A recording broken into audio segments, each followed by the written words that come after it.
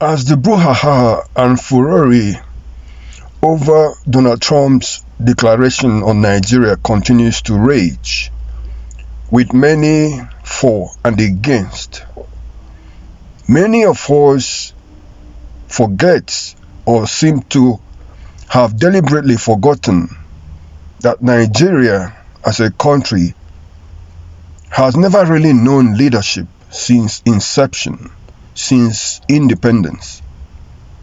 So what are we saying? What are we saying, guys? Anyhow, hello motherland, hello Africa, hello Nigerians, welcome to this platform. Hello. Today I want to speak directly to you, the people of Nigeria.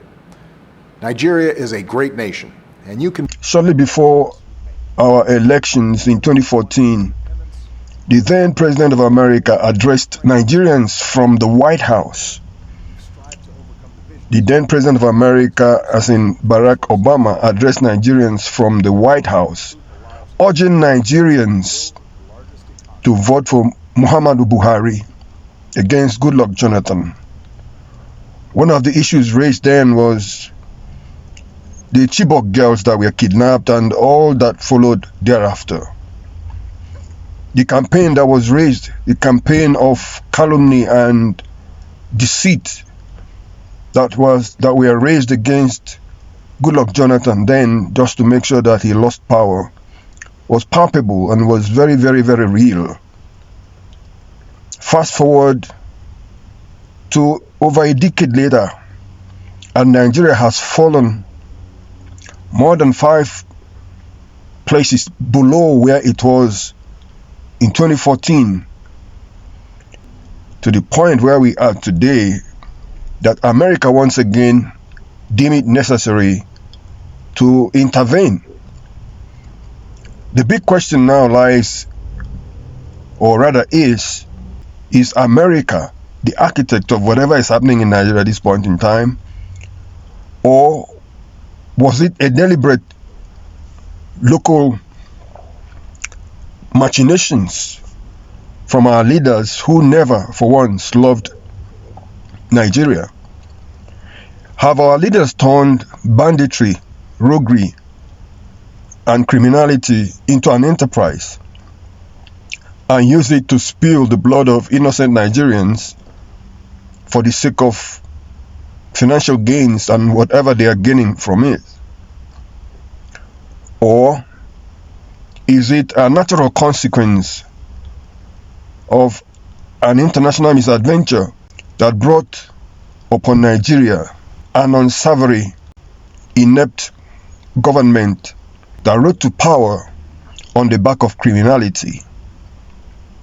Since 2014-2015, Nigeria has had a government under the APC, and they have turned back the fortunes of Nigeria that were created under the PDP. So where do we place the blame? Who do we place the blame on? On whose table will the buck stop?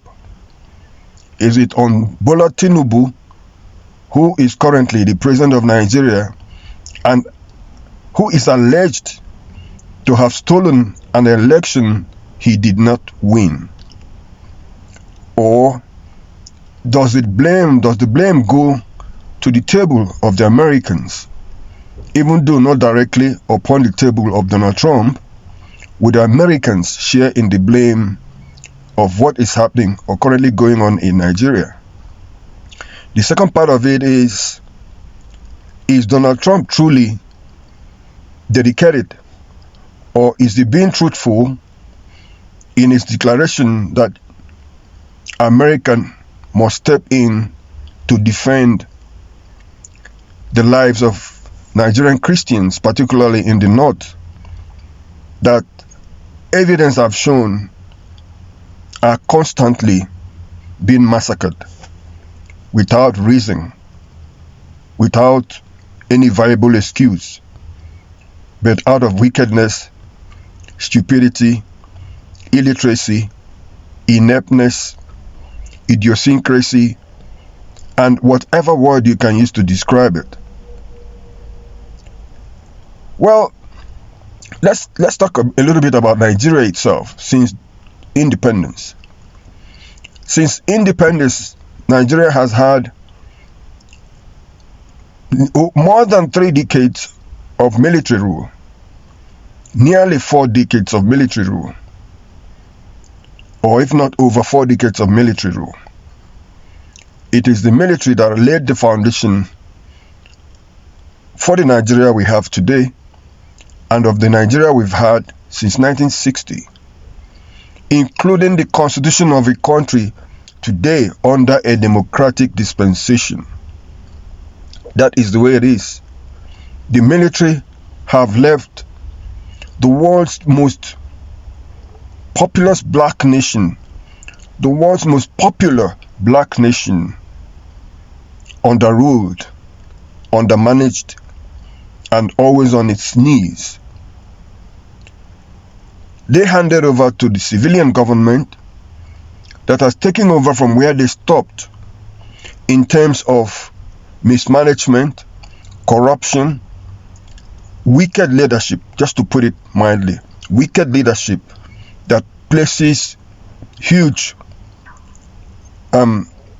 emphasis on self-endowment, on the affairs of a few over the entire over 200 million population that the country has. So what are we talking about? Is it true that Christians in Nigeria are being killed or massacred? Yes, there's no doubt. Is it true that some Muslims are being killed? Apparently, yes. The question is, who are the perpetrators? It is the Muslims that are killing both Christians and some of their own colleagues. So the question of, or the argument, or the debate that both sides are losing people are lopsided and ineffective and not factual, because Christians have never risen or taken up arms against Muslims in any part of Nigeria, despite the provocation, the brutality, and wanton destruction they are always made to face. So, Mr. Donald Trump has not lied. The Nigerian government have, in their fashion, in their normal fashion, continued to play politics with a very, very, very, very deadly situation. Because to them, it's always about politics. Everything is about politics. The reason being, because they know they don't have the capacity to deliver, and that they have failed to deliver to the satisfaction of Nigerians, they always look for ways and means of retaining power outside the legitimate democratic means that is acceptable to all in terms of universally, basically. So, at the end of the day, when we look at it, nobody wants, being a Nigerian myself, nobody wants any foreign government to intrude into the affairs of his country or her country. Particularly Americans who have a very track record of getting in, destroying, and leaving the country perpetually destroyed. So, my advocacy and the advocacy of a whole lot of others is that some sort of engagement is required. Some sort of engagement is required to get rid of this cankerworm that has become Nigeria's biggest challenge at this point in time. And having said that, I want to throw down the gauntlet to both Nigeria and the United States. The Sambisa forest, the famous Sambisa forest that is the home of the so-called terrorists and bandits, the Sambisa forest where they took the Chibok girls to, and many have not returned home today, should be turned from a curse into a huge blessing for Nigeria. Let our government and America get rid of whatever that is abound in the Sambisa forest and turn it into a brand new nuclear city that will compete with big cities in the West. Yes, I say it again. Let Sambisa forest become a brand latest Nigeria new millennium city. Since Abuja, we have not created or built any new other city apart from the Atlantic city that is still within Abuja. Let us turn Sambisa forest from a curse into a blessing by making it to become the light of Nigeria, making it to become the headline of Nigeria and for Nigeria, making it to become the ambassador of goodwill for Nigeria.